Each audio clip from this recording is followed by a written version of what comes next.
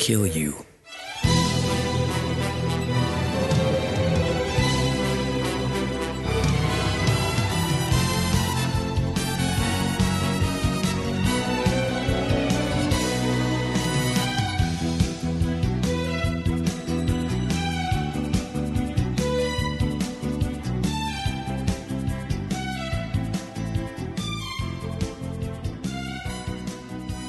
And welcome back to Zaku Talk. I am your host, Patrick Scale, and with me this season, G versus Wing, is our guest co-host, Bob Skerry.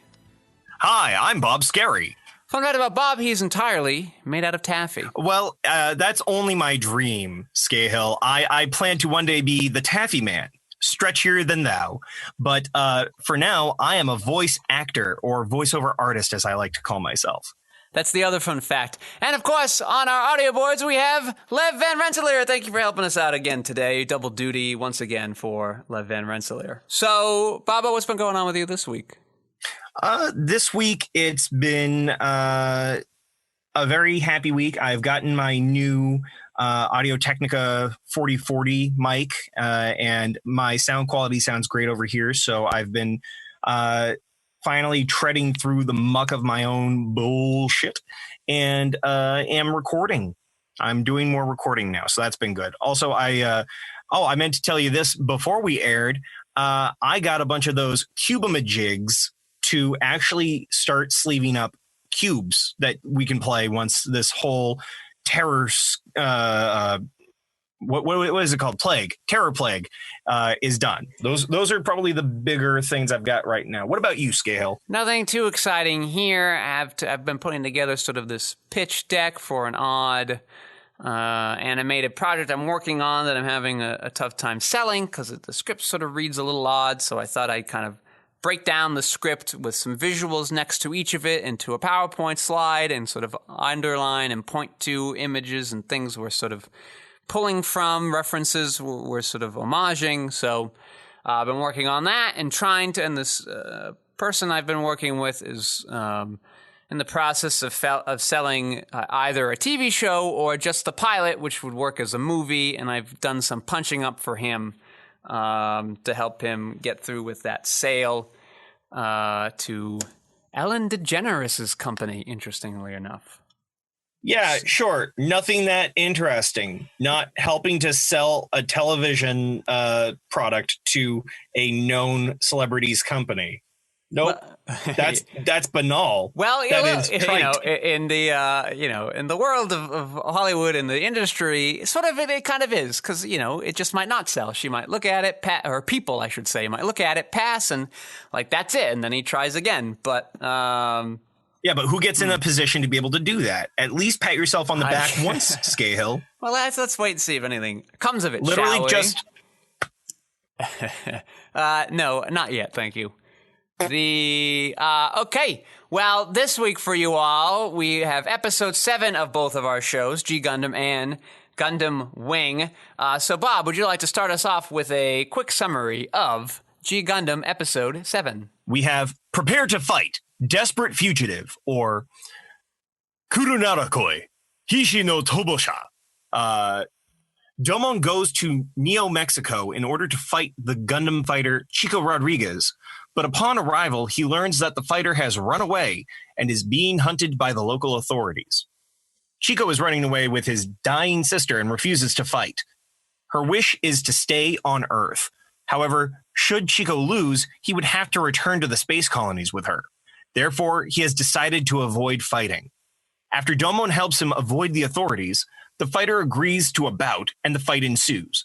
Domon appears to kill Chico by destroying the Gundam, but this was only a ruse to fool the local authorities into thinking Chico died in battle. Chico swims to shore and he and his sister leave to go live peacefully for the remainder of her life. So what I've sort of noticed, for those of you listening at home, perhaps you remember Bob is watching these in Japanese. I am watching in English. And what's interesting as I'm watching the English is that when they sort of do the previews for the next episode, the narrator will say one title, but then what's transliterated in English will say another title. Is this sort of common, Bob? And for me, which one should I be listening to more? Which is the actual title? When you say that, I suppose I'm curious. Are you saying that there's a difference in what is written on the screen versus what is being said by the voiceover artist? Correct, yep. And by written on the screen, I don't mean what's sort of hard-coded in the Japanese. I mean when they do the subtitle for the episode, it is different from what the narrator is saying. Well, I would say that may very well be just due to the early years of our taking on dubbing in a more serious time.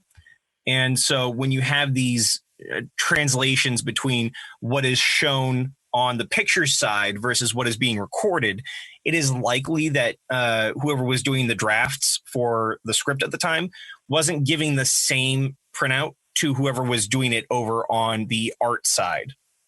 Okay. Does that make sense? That does make sense. So I should, but I guess which one would be the official translation? Well, all things being fair, once again, I have a very minimal knowledge of the Japanese language. So I would say your best bet is to, if you want a direct translation, taking the transcription from Japanese and putting it through a translator app of some kind. Okay. That would give you the closest thing to what should be the English title. So if you see two different ones and one seems a little closer, lean on that one. All right, that makes sense. All right, and for episode 7 of Gundam Wing, scenario for bloodshed, Ryuketsu I no Scenario. So scenario again feels like, one of these words they just sort of stole from English. So, but they don't have a word for scenario. That isn't necessarily true. Again, where this is a very Western feeling series, they like to take on words that sound Western because it creates that sense of exotic sentimentality. We talked about this an episode or two ago here on the show. There's this desire to see these Western things in an exotic light, much in the same way that we might take some loan words from Japanese and try to use them to create, once again, an exotic sentiment towards whatever we're watching. It's supposed to pull us into this frame of mind. Well, see, I actually don't think that we do that. Do you have some examples of that? Well, the one that I gave a few episodes back was the Pokemon thing. And but I didn't. You can apply that to similar things. I thought it was more of a marketing thing. No. That's why I used the second suggestion of Digicam in that same episode, where it's a very common thing in Japan to make portmanteaus. Portmanteaus are a very common thing to make something feel hip and new. So back in the late 90s, early 2000s, you would have people calling digital cameras Digicam. Okay, but but neither of those are Japanese words.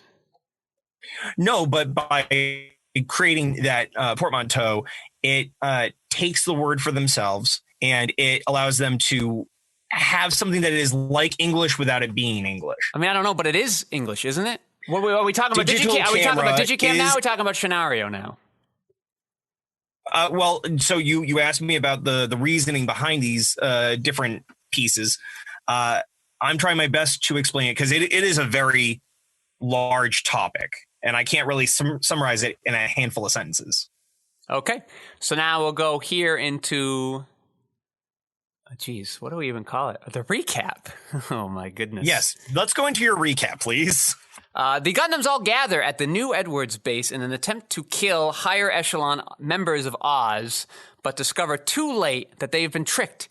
Hero has eliminated the pacifist leaders of the Alliance, while Lady Un and Oz Colonel Trey's Kushranada manipulate the last remaining Alliance survivor, General Septim, into declaring war on the colonies before they kill him too. The Alliance is thus overturned from within, and Oz takes over as the new ruling power on Earth.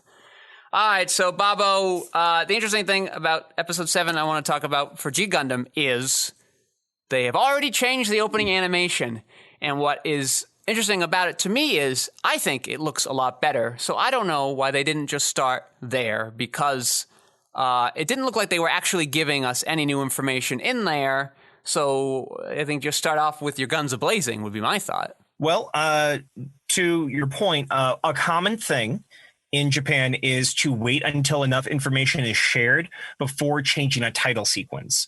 In the case of G Gundam, they wanted to wait until we established that there is going to be greater connection between all these characters that we've seen in the prior 5 episodes to Domon.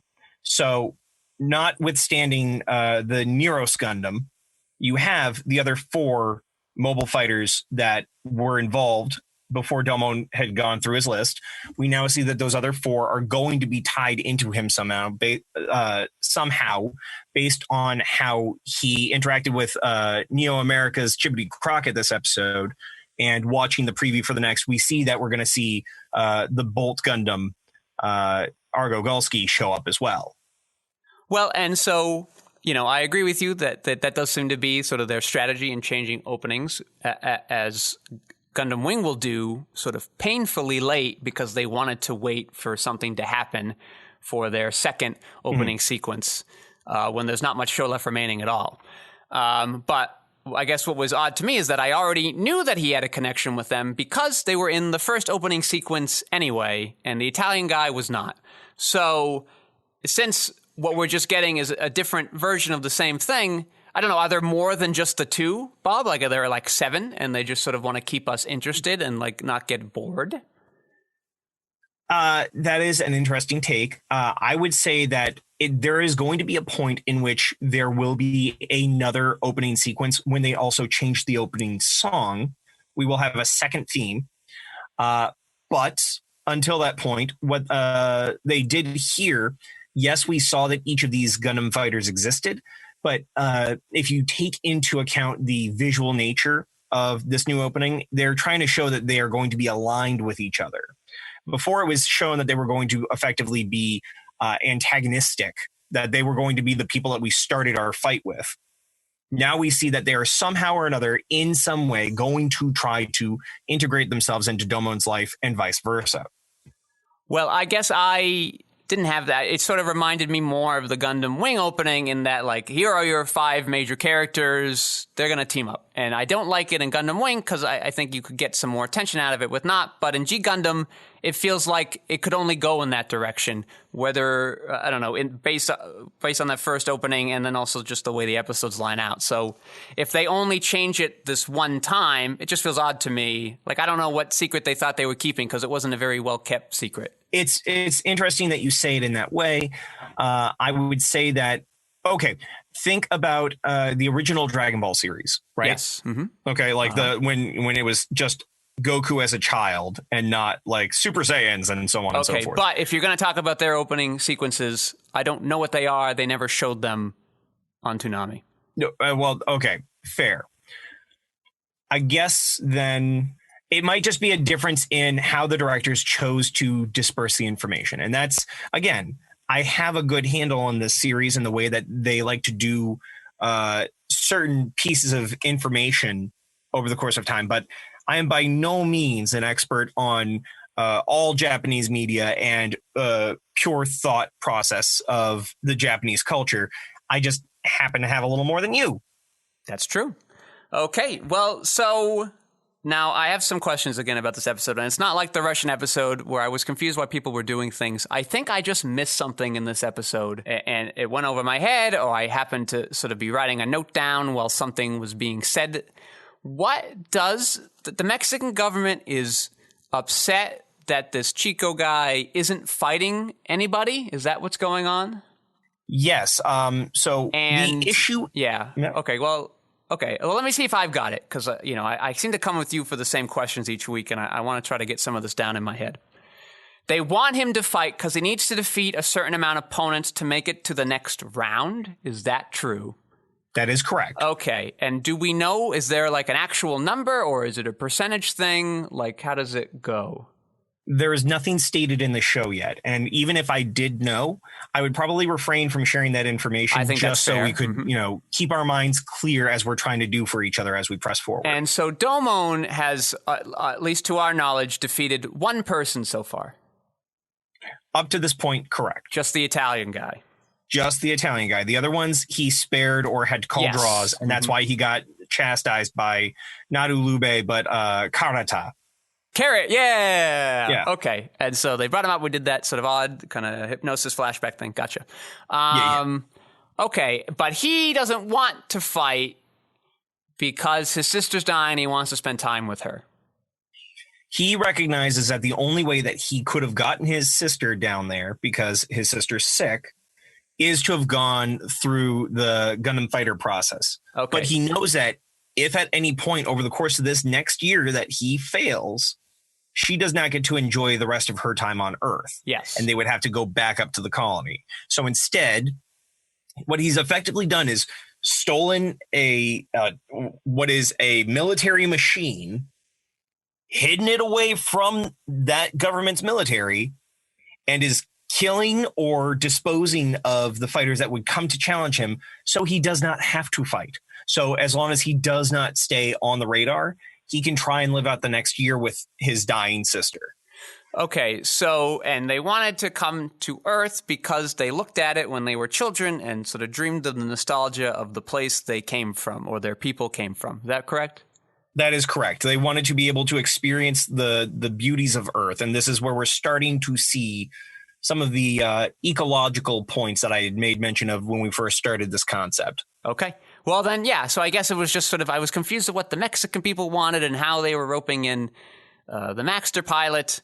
Well, it's very simple. I mean, you explained it, so it kind of makes sense to me now. They wanted to lure him out, but Domon ended up doing it so he could help him sort of get out. So, okay, I mean, I buy all that.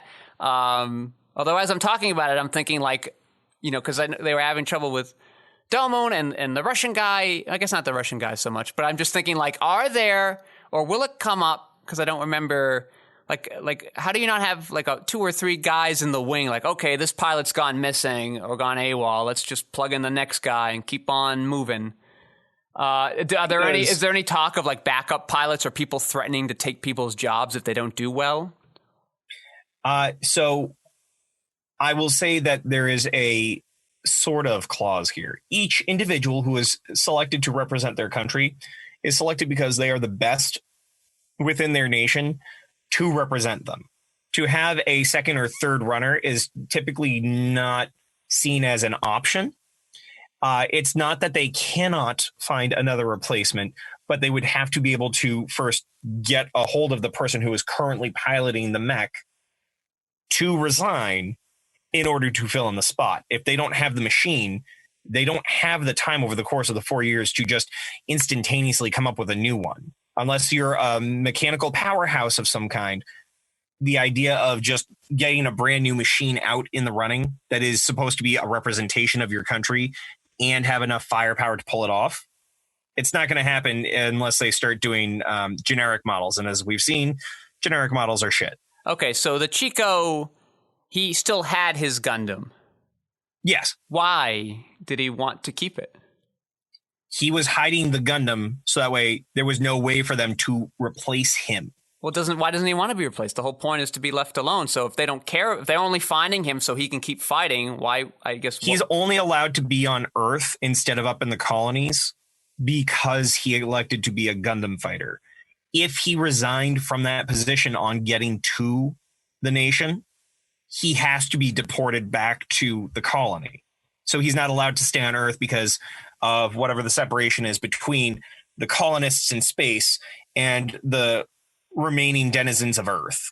I mean, yeah, I guess it just feels like the Earth is in such shambles. He could just sort of leave one night, and I don't know. They might try to find him, but maybe they'd be too busy. Or I bet it's easy to kind of cross a lot of borders. That they just sort of rowed a boat. I don't know. He's hanging out in his own country. They've decided to make note that Neo Mexico is very specific about how they manage the immigration policies, and if you're shown to not belong there, because of your papers or anything, you're screwed. They're very stringent in their enforcement of that.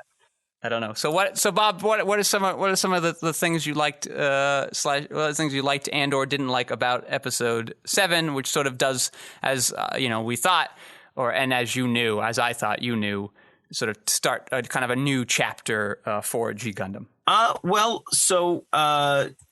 With G Gundam, it does start showing us that Domon is going to take the fighting aspect more seriously. He does not have a list any longer to work off of, so he is going to just travel.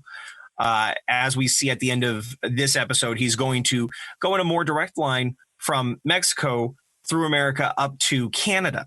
So yes, it's I did not going to be appreciate as much bouncing. Yeah, I did appreciate that in the preview. I'm like, okay, well, they're just picking randomly Mexico, fine. And then I saw the preview was going to Canada. I go like, okay, this makes a lot of sense to me. That's what you would do. Yes, absolutely. And so we're going to see that it might be a little more direct as to how we're bouncing around. Great. It's not going to be as erratic, I'll say. But for all the issues that I take with them doing a lot of choices for this particular episode in the representation of Mexico, for those who aren't watching along with us, there is a name change between the Japanese and the English for the Gundam that Chico Rodriguez pilots. In America, we call it the Spike Gundam because it has spikes on it and it appears to have some relation to a cactus. But in Japan, they named it the Tequila Gundam because it's supposed to have like the general spaghetti Western vibe of a Mexican fighter. And then it could be in relation to the fact that the agave is where we get tequila from. So agave are supposed to be related to cacti somehow or something.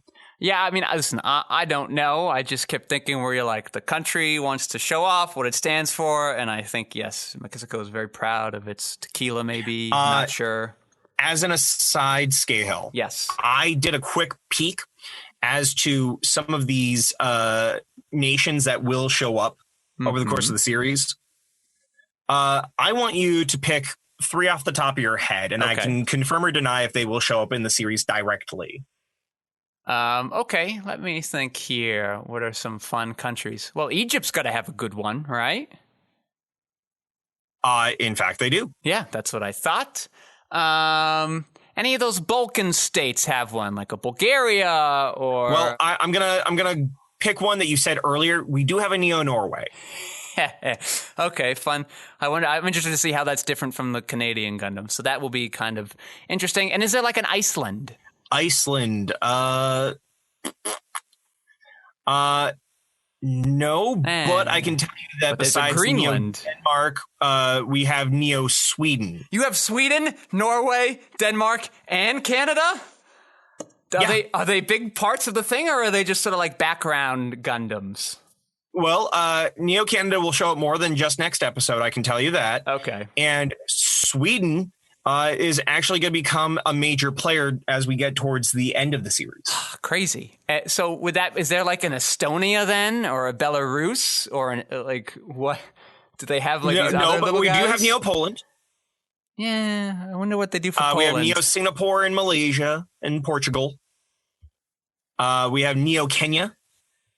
So do we have Neo South Africa? I'm sorry, Neo what? Neo South Africa. No, we do not. But we obviously know that we're going to have Neo Hong Kong, Neo Nepal, Neo Spain, as I mentioned, Neo Turkey. We have, that is the bulk of the list that I will bring up. Okay. So you get to look forward to that, dear viewers, as we go forward and try to imagine what might be going on with them. What are their gimmicks? Cuba has spider legs, so what could Poland or Kenya have? Oh, it's kind of fun to think about. So all right, so Domon, having had a shift in the last episode, comes off here a lot less of a dick, which is good. And they do it. He does a thing that I'll talk about in The Way We Go. That's sort of a thing I just want to discuss, sort of being used in movies in general. So overall, sort of a pretty fine episode. We start to see him in the other. So that's actually a good question, because this is the other thing that confused me. So Maxter comes in because he wants to fight them, wants to fight Domo to get revenge. I get that. But like, what are these things that he shoots that helps them out? Like, what suits are those? Are those Mexico suits? No, I think very much like how in Gundam Wing there are some suits that are just general standardized units. We've seen it in America. We've seen it in Mexico. We've seen it in Gundam Wing, where you have your not Zaku, right? Yeah, the Leo. Yep. Yeah, but like, who's piloting them? Like, what's their goal? What are they trying to do? I mean, that's just a general military force, and the C units were just, because they were on the Gulf of Mexico, it makes more sense to have a C unit as opposed to just a pure land unit, because most of the life seems to be teeming closer towards the sea as opposed to central.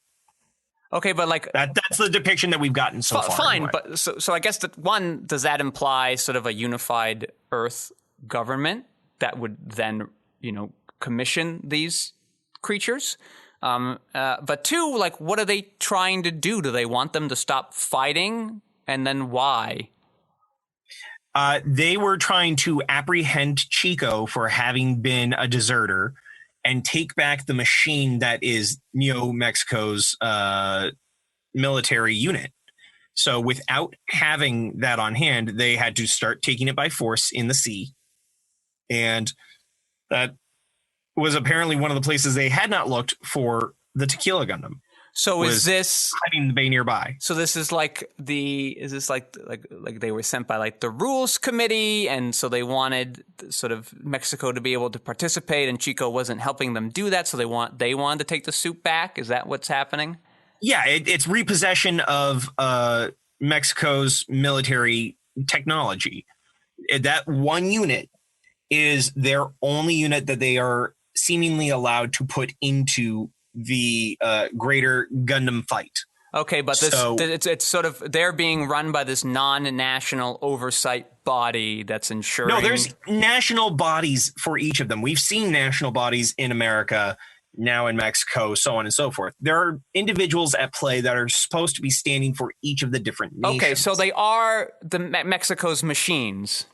Those are Mexico's machines.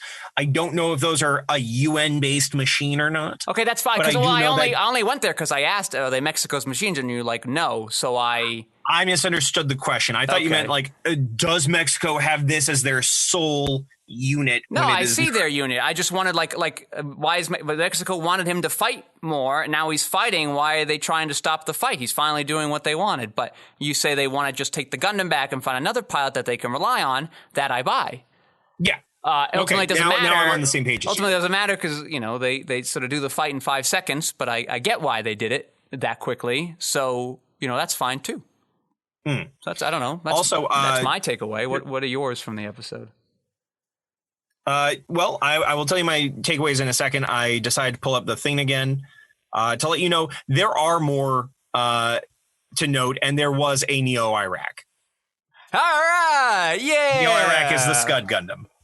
Oh, what? Then what is the Cuba Gundam?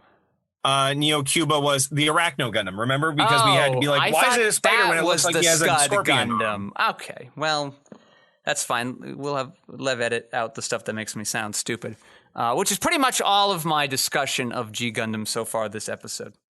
Since I can't follow along with a show, made for 10-year-olds. I don't know why I am having trouble with it in the Russian episode, but it seems to be what's going on. Yes. I think it's because you're trying to take in more as though it were a Gundam Wing, as opposed to what it is, which is a G Gundam. Gundam Wing, which I'm about to start jumping into in a second, has a lot more of these war-based plots that you've come to expect from Gundam as a whole line. And so you're trying to look for the deeper parts of it in G Gundam. G Gundam is a very, I'm handing you all that you need to know as you need to know it kind of series. Well, yes, but I think it's also doing it it's sort of hard because they're sort of relying, and Gundam Wing does it too, and anime sort of has a problem with this overall, where they're relying too much on people chatting, and this might be one of the few instances where perhaps watching it in English is sort of affecting my ability to sort of engage with the show better, but everybody, it's all sort of sounding kind of monotone as I'm listening to it, and maybe I'm just tuning out when the Mexico government's like, here's why we need you, Maxter, to go and find Chico for us. The English dub is not great at getting those character inferences, and I think it is, once again, an issue like what you tell me the English differences in Gundam Wing are, that the inflections are either too far apart or there's a shift in tonality between the reads in the first portion of the arc and then the episodes that go after. Yes, and I'm glad that they do that, at least in Gundam Wing, because then it does give more... it feels like the actors or the director, somebody is taking this a lot more seriously now, and they're trying a lot harder, which is what made that episode 6 Relina line at the end so interesting to me, because I sort of haven't noticed it before, but there actually was something interesting done with that line read, where a director or the actor had some insight into what the character was actually feeling, instead of just trying to get through it quickly so they could get it on air, whenever they were going to. But early on, I have problems sort of with the Gundam Wing dialogue delivery too, where nobody, I don't know, they're just like, I'm getting my paycheck, let's go. Yep, blah, blah, random stuff here, okay, and I'm out.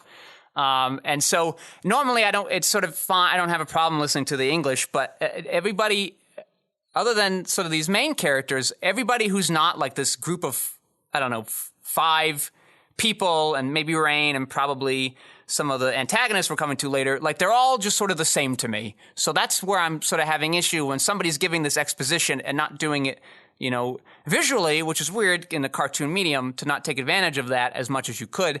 Like, so I'm just sort of missing something because it's sort of, it's kind of what you're saying, Bob, from a different angle.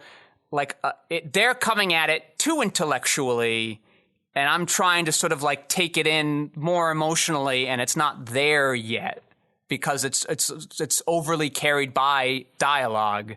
But I wonder too if there's something about, like I like them not telling me, knowing all the rules about the Gundam thing until they fight, but do I need something more than I'm getting now? Because that seems to be where I'm getting tripped up a lot, is like, how exactly does this tournament function other than kind of what we've been able to grasp at now? I think it's hard for me to confirm or deny that, because I have sat on this series solely on 20 years now. Correct. Mm-hmm. Right. So because this is the only series I've known, I've absorbed it in my DNA. I can't say whether or not you would need more, because I've watched it enough times or read enough media about it that it just makes sense to me even as I watch. And I don't know how much of that is tainted by me having watched it before. Yeah, it'll be ultimately tough to say. So for dear listeners out there in the comments of wherever platform you're listening to this on, leave some notes and see what your thoughts are. Does it make sense to you? Am I, a grown man who can't follow a children's show? That I believe that, but, we love to hear your thoughts there as well. Okay, so now you wanted to move on to Wing Gundam. That seems fine to me as well. Yes. Also, there is a Neo Poland. Neo Poland! And a Neo Siberia. Neo Siberia gets its own thing? Yeah, 2 rounds back. Not we're in round 13 of this entire side thing to war. Yeah. This allied understanding. 8 years back, Neo Siberia had a Gundam. Bizarre, but okay. Yep. All right. So getting into Wing, though, because that's where we're on. Yes. All right. So I get where we're going with this. I understand that this is supposed to be the crux of where the war truly begins. I get that. I hate with a burning passion how well the villain's plan goes off without a hitch. It is so well enacted, and I see how much it hurts the kids by the end, especially Hero. But watching all of the people within this military conference try to understand and press forward with peace to only have, Treize, right? That is correct. Okay. To only have Treize be like, yeah, this isn't the way I want this to go. So I'm going to take this one guy who will do the thing that I want, have everybody else go over here and have these kids kill him, because then it'll be fun. Like that's terrifying to me. And the fact that Lady Un is such a malevolent creature that seems to only survive and act on the orders of Treize, which is a great dark mirror to how we've been seeing Noin act with Zex. It's interesting to have seen more of these characters than to have really focused on our 5 Gundam pilots, right? Yep. Okay, I'm so used to using Gundam Fighter for my series. But to see these Gundam pilots kind of take a back seat while we watch everything else going on, and to also have pulled Relina from the story up until the very last moments, it's such a great way to watch this car wreck begin. Yes, and I actually want you to remember sort of that take right there over the course of the next 3 episodes, and sort of see how you get affected by what's to come based on that read there. Okay, that's interesting because to elaborate further on the whole Treize and Un versus Zex and Noin, you see in both Zex and Noin this question of whether or not the bloodshed is worth it to do whatever actions they're taking at this moment. And they're actually taking into consideration what they're doing. However, as we watch Treize and Un do what they're doing, it's done with such calculation and seemingly a lack of compassion for the people that will be involved in the war, that it is a truly terrifying, and I would say, albeit with the giant robots, realistic take on how wars begin. Yes, but and again, remember that for the next 3 episodes. And sure. I would also, there are sort of 2 things I'd like to point out that we do have information to based on the episodes we have seen. One is, what is beginning now is this sort of official war between the colonies and the Earth. Which is now no longer done by the Alliance, but by Oz. Which is now by Oz. That was just a branch of the Alliance that is now taken over from within. But what was happening sort of in these first 6 episodes, we get sort of peeks of in the background is the Alliance using Oz to make them mobile suits so that they could continue their much smaller scale wars against countries of the world that didn't want to be ruled by a faraway governing body, not allowing them representation. So... yeah. It's not like, oh, here's this government and they're doing good things and they're all really nice. No, they're sort of shitty too. And for some reason, Oz has decided that they want to take that for themselves under the command of Treize Khushrenada for some reason. And then also Treize says something very interesting. I don't know sort of what it might have been read as in the Japanese, but in the English he says to Lady when she wants to, when he looks like he's like, oh, I guess the history's moving in the wrong direction. She's like, well, should we leave? And he's like, no, we still need to wait for, an actor who speaks for the true feeling of the Alliance. And based on them taking Septum on their plane, that seems to be what he had in mind. So those are just 2 things to consider going forward of information that we have, where the Alliance is sort of already in these much smaller scale battles, and Treize for some reason views Septum as the true, heart of the Alliance, and what the Alliance hopes for in the future, despite our Noventa and our Venti, who are, in our number scale, 19 and 20, and Septum obviously are 7. Deciding that, yes, perhaps we should fight for peace and maybe this Gundam stuff will all sort of go away on its own.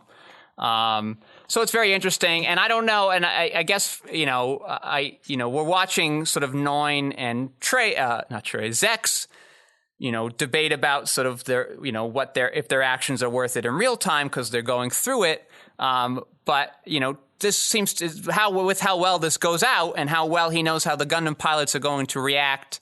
Treize seems to have definitely done a great deal of planning into it. And so something to keep in mind is like, how much thought has he given it? And so like what has gone on through his head, and that will sort of get unveiled as more and more episodes come out. These first 7 episodes are really just to begin the show. And we do get an idea of where it's going, but that's what makes it interesting, because it's going to keep zigzagging as we go on to keep these 49 episodes from getting stale. And so this is sort of our longest section of a through line that we get, these 7 episodes, which you could call sort of like, I don't know, the exposition arc, the Meet the 5 Gundams arc, the end of the Alliance arc, something like that. Yeah.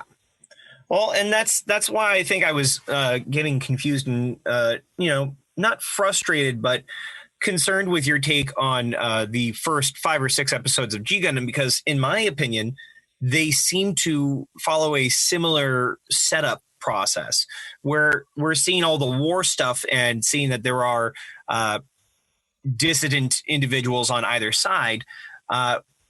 We're doing a similar thing by setting up what it means to be this kind of Gundam pilot, a Gundam fighter, in G Gundam.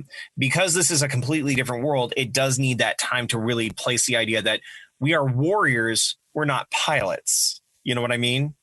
I guess, but I don't think so, because here's the real reason why I probably was having trouble with these first, and it took me a while to kind of accept what G Gundam is doing, is because, it's like a cartoon, and I sort of don't like them anymore. And it's not what it's doing is wrong or bad for sort of what its target audience and goal is.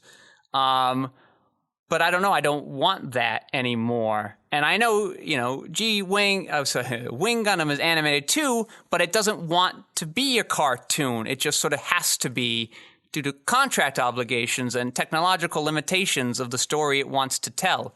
So it feels like a bunch of, G Gundam feels like a bunch of things I grew up with that I'm sort of tired of, and I don't work for me being an old man now. Oh yeah, you're such an old man. So yeah, but I am. 29? So so I'm watching a show and I'm just having flashbacks of all these Power Rangers episodes I watched when I was 5, and I don't want them anymore. So, but the show, it's tough to sort of compare these two because they don't want to do the same thing. So maybe I should have picked a show like Gundam Age to compare it to, where it kind of closer to that than this. And so, just with G Gundam's writing, and maybe it's sort of the acting, it was just harder for me to believe a lot of things, and I got confused a lot. And so what I don't need is set up on like what the different types of fighters are, because I played enough, like you brought up in the first episode, Street Fighter and Mortal Kombat, things like that, where I get what that is, and I get the trope of like the honorable duel and a warrior spirit and sort of the finding yourself in battle. Like that's sort of a trope I'm well familiar with. I would rather know more about who Domon is, why he's there, just a little hint of like, okay, he's doing it because he has to help somebody or somebody's sort of forcing him into it. Fine, that's all I needed. Then I would get why he's a dick. It seems like for some reason I need to know something more about the exact nature of this tournament structure. That's sort of all. That's where my sort of pedantic, small-minded difficulties with G Gundam is just coming from a matter of what my Latin teacher would refer to as de gustibus, which just means according to taste, it can't be disputed. G Gundam wants to do something differently than Gundam Wing, but also like these first 6 episodes of Gundam Wing, I actually don't think are very good. And I always tell people like the show doesn't really start until 7/8. Like that's when you're into what Gundam Wing really wants to be, and you kind of get just a faint inkling of what the show is trying to do. I believe, because I'm still I've let you have your rant on Wing. I did have points I wanted to get to, and I don't want to make us run too long here. Yeah, that's okay. All right, cool. I want to say that there's probably more in common with these two series than you might be allowing, based on the fact that my G Gundam is definitely more genre. I understand that going in.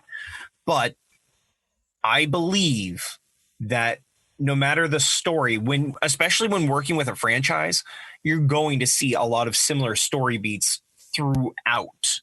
And so I wouldn't discount G Gundam quite yet. I also feel like what you look for and what I look for, as you are a thinking person and I am a feeling person, as we've said off screen, are going to be very different. There is definitely much more intellectual machination going on in Gundam Wing. That is for certain. Versus a lot of emotional attachment that will occur as you continue the series with G Gundam. So where I would say for viewers out here who might be a little less nerdy than myself or Skeyhill, I highly doubt it, but just in case, you will find that perhaps there is more of a Game of Thrones book situation going on with Gundam Wing versus something more in the way of to choose another book. The King Killer Chronicles with G Gundam. Mine is more fantastic, and it is more about drawing you into a character or a small group of characters that create these emotional bonds that you can tap as, oh, I know that person because they remind me of this person in my life. These are feeling things that create the attachment versus yours, where it's watching these individuals who are full-fleshed, of course, but watching them go through their mental state and watching them make choices, whether they're good or bad, and to decide whether or not it's not a matter of good and bad, but a matter of perspective. So, first, in my defense, I've not written off G Gundam. I'm actually, it's sort of the opposite. Once I sort of accepted G Gundam for what it is and not trying to make it something else based on sort of what you read from the comments of that creator who didn't really want it to be a Gundam mobile suit show per se, it became easier to sort of be less critical of things because it doesn't want to do those things. So why would I bother bringing them up? It's not its goal, and it's not fair for me to judge it by those standards. So I've had an easier, more relaxed time watching the show since sort of accepting it for what its intentions are.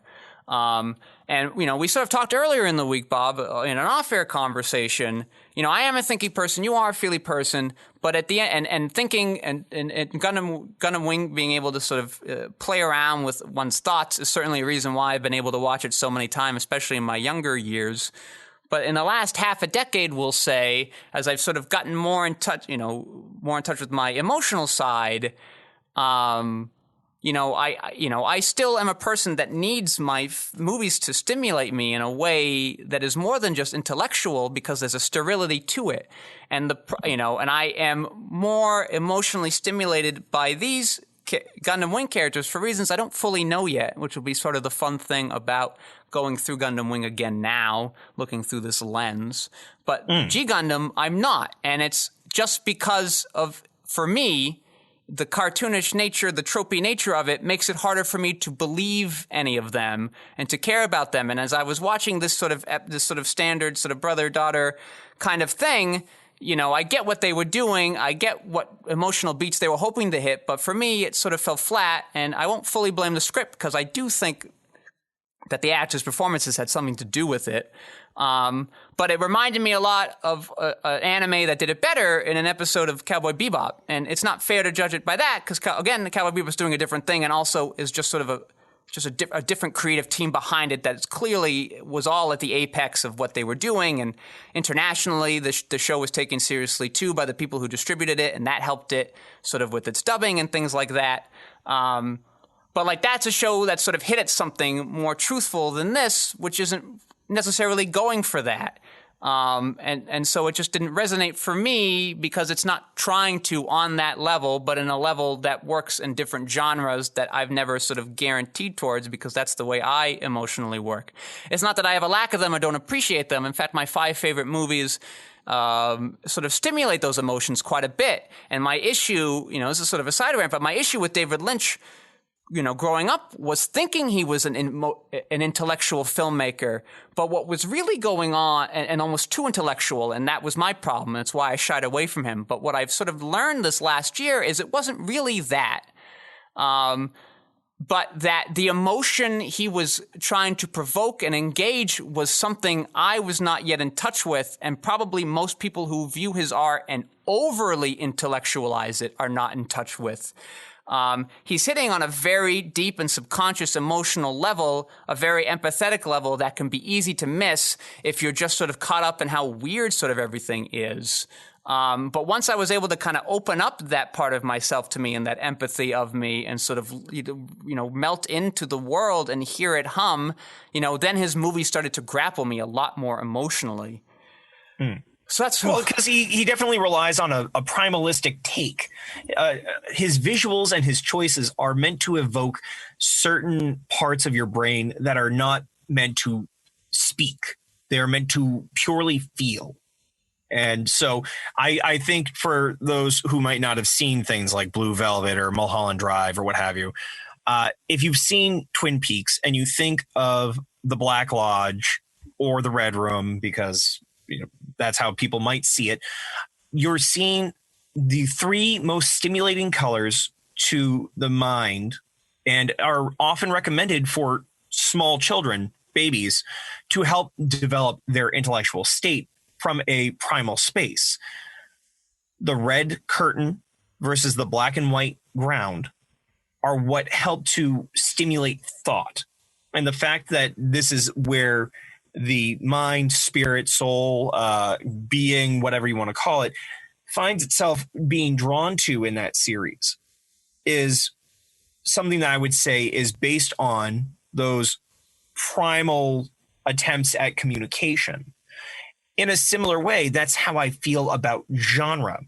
Genre is not meant to be always stimulating. It relies more on taking the familiar, changing it a bit, and allowing you to feel things that you could not feel in a I don't want to say serialized or standardized, but it's definitely in that vein.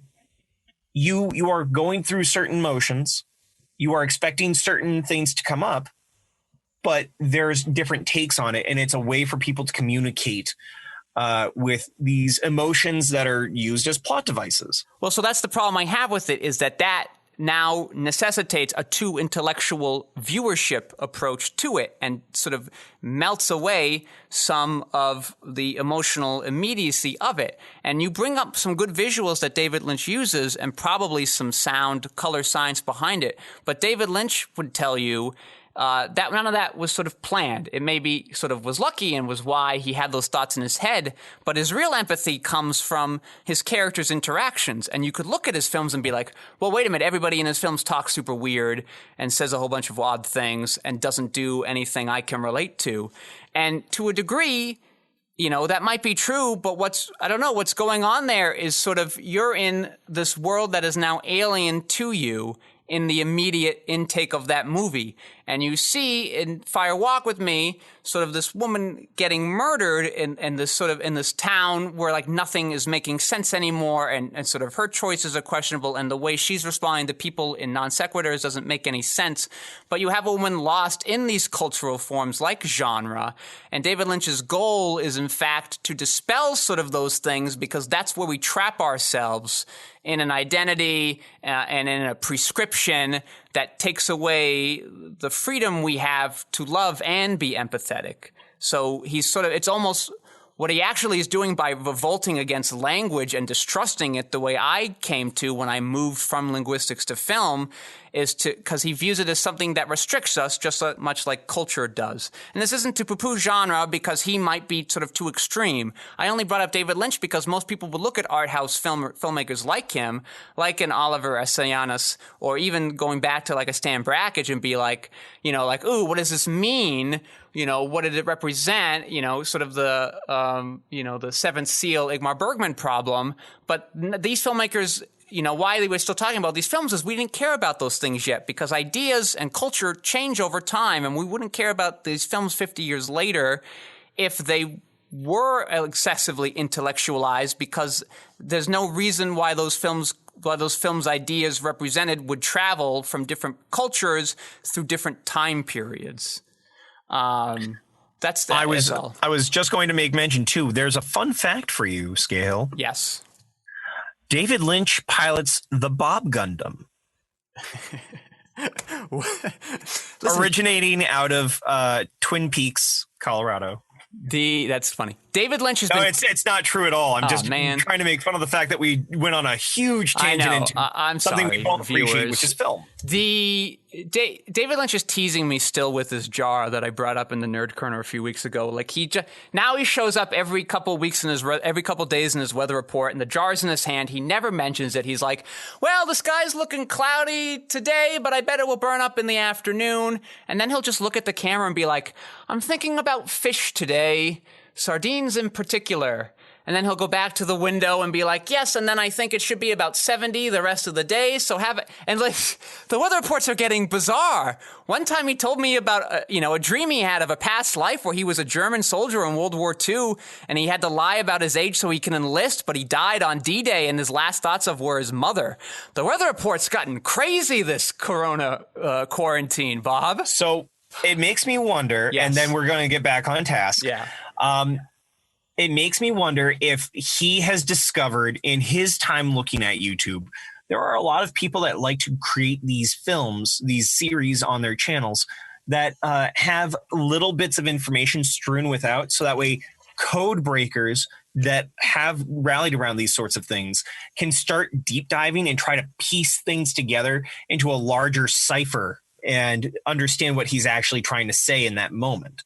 I don't know that he has that capacity at this moment, that he might just be doing standard Lynchian, but I wouldn't be surprised if he found it as a new medium through which he could communicate.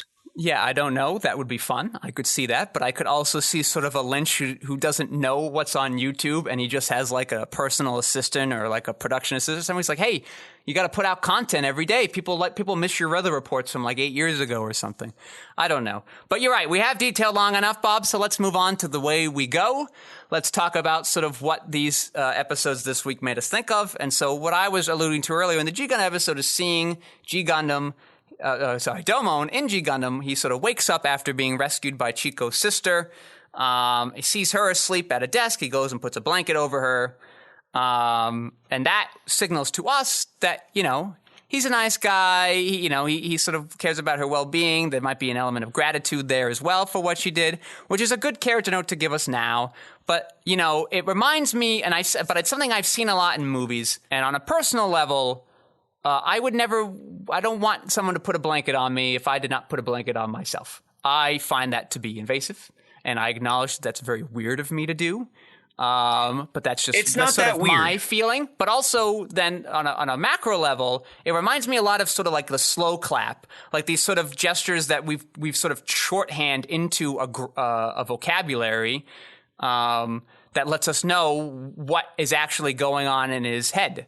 But that doesn't often happen in real life. So would you want to sort of talk about sort of the personal and the macro implications of Domon putting the blanket on the sister?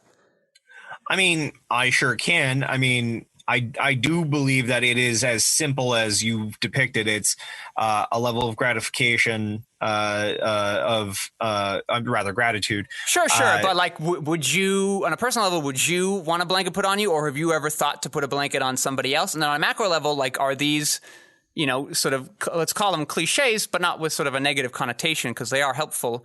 Are these things sort of useful, and should we keep using them, or when should we sort of try to find something different? I will give you a small story. Okay, great. When I was at an Anime Boston with a number of friends of mine, we were all sharing one of these temporary apartment situations where you could rent out a place that was more like a suite in an apartment and less like a hotel room. Cool. Just down the road from the Prudential Center. Mm-hmm. While I was there, I was starting to doze off, and a kind friend of mine attempted to put a blanket on me. In doing so, I freaked out, and I was laying on the couch at the time. I sunk myself into the space between the upper cushion and the seat cushion to try and like protect myself as much as I could. And it completely broke their heart, which in turn broke my heart because I realized that they were trying to do something sweet and caring for me that, because of my life experiences, put me into a headspace that I went from zero to fuck on. So I would say using that as a base. For the average person, it is a sweetness, it is a kindness, and it is something that we don't see all that often in real life. Not that I have seen personally. It is something that I feel people want and so they depict. Whether or not they receive is a question, but hopefully by trying to present it to us, yes, it can be used as shorthand, but it might also be a sort of wish fulfillment that we are seeing that someone cares about us when we put ourselves out. He put the blanket on her because she gave up a sleeping space that she had for him to be able to recover after having already pushed herself beyond her neo consumption is what I'm going to call it. Mm-hmm. She pushed herself to the brink to stop her brother from killing him and then gave him her bed. Like that is beyond what he would have ever expected and is much kinder than what a lot of people have done as of late. So for me, it feels, I guess I could see it being viewed as a kindness, but I think like, to me, it feels like I also, I wouldn't do that for the same reason I wouldn't order like a food for somebody, like that old trope of the man ordering for the woman. Like it feels like you, if you wanted a blanket, you'd probably have one. The one time I can sort of relate to sort of this indecision was years and years ago, Bob. You came over for one of my raucous New Year's parties. And I don't know, 10, 12, 15 people ended up sleeping over and there were no places left to sleep, no comfortable places. And you had pulled 2 chairs together in the kitchen, 2 hard wooden chairs, and just sort of found a way to fall asleep on them. And I came downstairs in the morning from my room and comfortable bed and saw you on there. I was like, fuck, well, that fucking sucks. I'm sorry Bob had to do that. But my thought wasn't like, what can I do? How can I manipulate his situation now? It was just more like, what can I do to set up in the future somebody not having to do such a thing again? So that's my personal problem with the blanket. It feels like I'm telling somebody what to do. I think that is a difference of how you've grown up and how you feel comfortable, because still keeping this to the story here, the difference would be if Domon had not put the blanket on Gina, she would have been sleeping in an uncomfortable space with no way to comfort herself without having woken herself up from her slumber. So instead, he gives the blanket, and yeah, he lays it on her, but it's her choice whether or not she's going to use it to warm herself, maybe in a half awake thing, turn it into a pillow so she's not laying over a table, whatever. But he's trying to make it easier for her to find comfort without having to remove herself from the sleep that she so desperately needs. In the case of the example you gave of me, I had already gone through a number of times where I had to make the best of what I had around me to sleep at a person that I didn't necessarily live with's house. Had you decided instead to go with something like, I'm going to give him a blanket or at least a jacket or something, that would allow me to either get more comfortable on top, roll it up into a pillow or something to cushion myself on these 2 hard chairs. It is the idea that I am going to give a boon to someone and they will choose what to do with it. If I eschew it and I throw your coat on the ground, so be it. But you gave me the opportunity. And to pull it back to that whole ordering for people, I think that it is taking something that was shorthand and turning it into something so far out of the context of why it was a thing that we've created the negative connotation to it. My understanding, and I can be wrong, and please, people in the comments or following me on Twitter at BobScaryVOA, feel free to DM me. My understanding was that it had originated from a place of understanding that this is what that person likes, and to show a level of understanding and appreciation for that person and their tastes. It became something to the effect of, I'm telling you what to eat. Enjoy it, you ungrateful swine. And so, that is where the disconnect, I feel, came from what used to be an attempt at being a kind and gentlemanly thing to do. Because, yes, of course, it was generally more of a masculine thing to order for a feminine person, has now become a chauvinistic thing or a place of power. So, and I guess for me, I don't know, the blanketing doesn't feel that different, but I don't want to bore our audience so much with what is essentially a philosophical debate. But if you want to keep, we have gone through so many non sequiturs today. I know it's not great for me today. But if you want to just keep discussing it more, dear listeners, please put something in the comments and we'll take a look and we'll respond. Well, do you have any like place for people to use forums on your website? What is that website again, by the way? It's QuixoticUnited.com. No forums per se, but you can email us directly. So if you want to sort of send hate mail towards me there, that is fine as well. Me or somebody else looks through them. Maybe we'll even read it on air, folks. But Bob, what sort of came to your mind this week as you were watching these?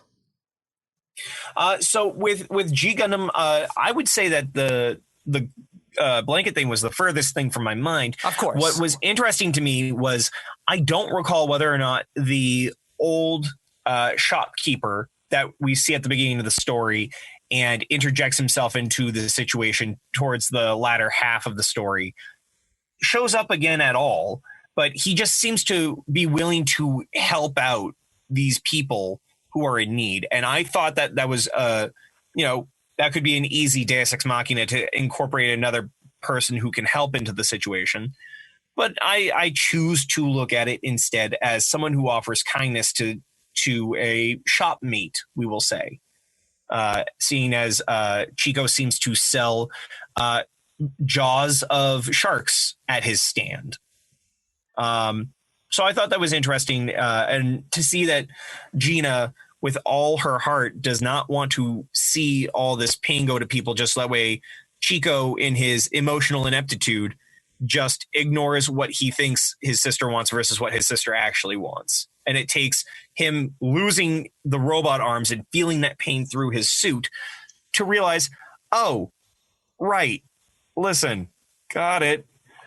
That's what I took from G. And as far as Wayne is concerned, I'm going to continue to say it. I think Lady Un is just the fucking worst. She is more machine than person in her interactions with society because she's so calculating. She's so intensely devoted to Treize in a way that is clearly unhealthy, not just for her infatuation with the man and his vision, but also her desire to never be imperfect. And it rivals in my head the way that up until this point, Hiro has treated himself. If I am not perfect, might as well kill myself. So those are the two things that kind of come to my mind. What do you take from that, Skeyhill? The correlation between the way Un works versus the way that Hiro works in terms of perfectionism. So your reads before that sort of work well and make sense for what the information you currently have in the series. I sort of quibble a little bit, probably just on semantics, with the Un-Hiro comparison, because Hiro's not doing it because he's not perfect. Hiro doesn't want to be perfect. Hiro's trying to do it because he thinks he's failed in his mission. And so he doesn't want to be discovered or interrogated and tortured for information by the Alliance government. So his orders are to kill himself on order. And it's not sort of an uncommon thing to see in spy movies and even sort of stories of people who survive POW camps. Like, that is sort of one way to kind of get around and protect the secrets that they're guarding. So I don't think he has a need to be perfect. He wanted to carry out a mission. It looks like he failed immediately upon landing, where the other ones had much more safer landings because he happened to end up near Zex. And so since he thought the mobile suit was lost, he had to sort of kill himself, or else he would get caught by these, if he got brought to a hospital, it'd be the information would get extracted somehow. But then fortunately Duo sort of brings it up, trying to thinking that first to salvage it for his own parts and then kind of help out Hiro. And so now Hiro sort of has his mission. He can kind of go back and do what he needs to do. So it's close, but I would like to make that distinction for the record. No, and that's fine. And I feel like you worry that I'm trying to put words into your mouth, and I don't mean to. Yes, last week definitely. This week a little less. It's just like I don't want the viewers to sort of hear that and be like, oh, I want them to, I guess, have what more focus on what the show's intention is, as it will help them read it later on better. All right, that's fair. That's all. But coming back to it, I mean it more in the sense of I think of an episode or two ago when Un is out on her mission with everything, and she starts to lose it. Correct. On the ship. It did definitely harken back to that, and to see that no one is allowed to survive unless Lord Trey's, not that she calls him that, but unless Trey's says otherwise, everybody's expendable. Even I am expendable for the glory of Trey's. Not even Oz, but directly this man. Yes, and I think that read is correct for the information we have now, and it's sort of something I want to talk about as the show sort of progresses with her, and sort of this kind of full-fledged need to sort of fulfill like an ideology. Like that's sort of kind of what's going on in her mind. There is to like, these are the rules of the world I want to see, and so how I've got to get it done. And I think you had a good read a couple episodes ago where, like, once the plan started to fall apart, she wasn't good at recalculating and recalibrating, and wasn't sort of good at thinking on her feet, and sort of got paralyzed by indecision. And I think that's going to come up more as well. And I sort of want to talk about sort of that character as she kind of keeps going through different moments over the course of the show. Okay, cool. I'm looking forward to that. Yes. All right. Well, Bob, we've had a fun day, but let's take a little break in the nerd corner, shall we? So my one this week is actually sort of interesting. Gundam has put out a video message from Gundam Beyond, and a lot of people have been sort of reading it as sort of like one of these kind of standard stay-at-home, wear a mask type of videos. But it actually sort of has a lot of clips from the UC, and then kind of ends with a lot of pilots kind of, at the end saying some things too. Hiro Yui being one of them. Interestingly enough, Domo not being one of the chosen ones. They didn't get all the pilots in, so it's not like he was excluded, but he didn't make sort of the top cut I'm not sure why. I don't understand the marketing decisions or what sort of numbers they're looking at that I can't see. But anyway, the point is that it's actually sort of a little bit more than just that in my mind. If you watch the video, it's about 4 minutes long. It's just sort of encapsulates the optimism and hope that the original Gundam creator had sort of saw in the world back in the late 70s and had hoped for us all. And it's sort of a nice thing having seen sort of all those Gundam series and kind of remembering all the I don't know, everything it's sort of offered to us as viewers, and kind of hoping for that world, considering sort of the states that it's in now, and it was sort of nice to see. So if you want to go to the Gundam Info official page, that's sort of Gundam's official YouTube page, you can go there. The video is called Message from Gundam Beyond. Bob, what do you have for the Nerd Corner this week? Getting back on my building shenanigans, I was looking earlier at the fact that I continue to adore where Duo Maxwell is currently in the story, so much so that I started sifting through to find Death Scythe to build. I could only find Death Scythe Hell as a master grade, but for you and unfortunately our listeners are not going to be able to access it right away. If it goes for longer than I expect, lucky you. The Bandai Hobby Store on Hellscape.com, Amazon, is currently running some sort of a promotion, or at least discounts on a number of their models, including their Gundam Wing models. So I'm currently looking at possibly picking up a Master Grade Death Scythe Hell at about 2/3 of its normal price range. Well, that sounds good there, Bob.